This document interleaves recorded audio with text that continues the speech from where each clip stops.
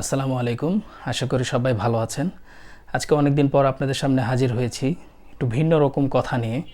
সেটা হচ্ছে মসজিদে মাঝে মাঝে মানে যখন দেখা যায় যে সারা মসজিদের কাতারগুলো ফাঁকা আছে, কিন্তু আপনি যে জায়গাটায় বসে আছেন সেখান থেকে একজন আপনার থেকে মানে বেশি বয়সের মানুষ বা জানতা মানুষ, মানে যিনি ধর্মের সব কিছুই বুঝেন, জানেন, জ্ঞান রাখেন, এরকম একজন মানুষ যখন আপনাকে কাতার থেকে উঠিয়ে দিয়ে সেই জায়গাটায় তিনি সুন্দরভাবে নামাজ পড়তে শুরু করেন, আপনাকে বলেন যে তুমি অন্য জায়গায় যাও বা এরকম কিছু, অন্য কাতারে গিয়ে বসো, সামনে আরও জায়গা আছে, এইসব বলে, তো সেই ক্ষেত্রে আপনার কেমন লাগবে?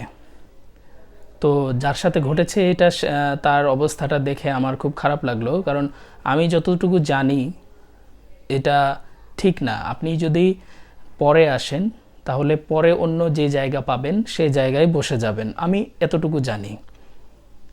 এখন যদি আপনারা আরও বিশেষ কিছু কিছু জেনে থাকেন, হাদিস, দলিল, মাসলা মাসাইল এসব যদি আপনাদের মানে জানা থাকে, তো আমাকে কমেন্টস করে জানাতে পারেন যে আসলে এটা দলিলটা কি।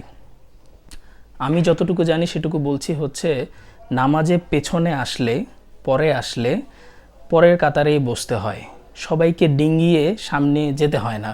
এতে একটা মানে বেয়াদবিরও খেলাপ, মানে আদবের খেলাপ, তারপরে ব্যাপারটা খারাপ দেখায়। আপনি পরে আসছেন, সবাইকে ডিঙ্গিয়ে লাথি উষ্টা দিয়ে তারপরে আপনি সামনে চলে গেলেন, ব্যাপারটা কেমন দেখাচ্ছে?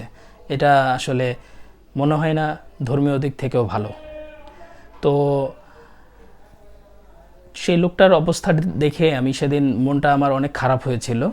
তো লোকটা ওখানে বসেছিল, তো একজন মুরব্বী আসলো, উনি আর কি ভালোই ধার্মিক লেভেলের, উনি সবই জানেন বুঝেন, এলাকার মান্যগণ্য ব্যক্তিদের মধ্যে একজন।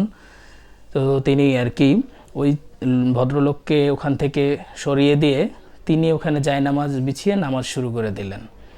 অথচ পুরো মসজিদ কিন্তু একরকম ফাঁকাই, মানে জায়গা জায়গায় খণ্ড খণ্ড, মানে কেবল নামাজ শুরু হবে, আজানের পরপর সবাই যত মুসল্লিরা আছে সবাই উপস্থিত হচ্ছে। সেই মুহূর্তে উনি আসছে, এসে ওই ভদ্রলোককে ওখান থেকে উঠিয়ে দিয়ে, সরিয়ে দিয়ে তিনি ওখানে বসে গেলেন।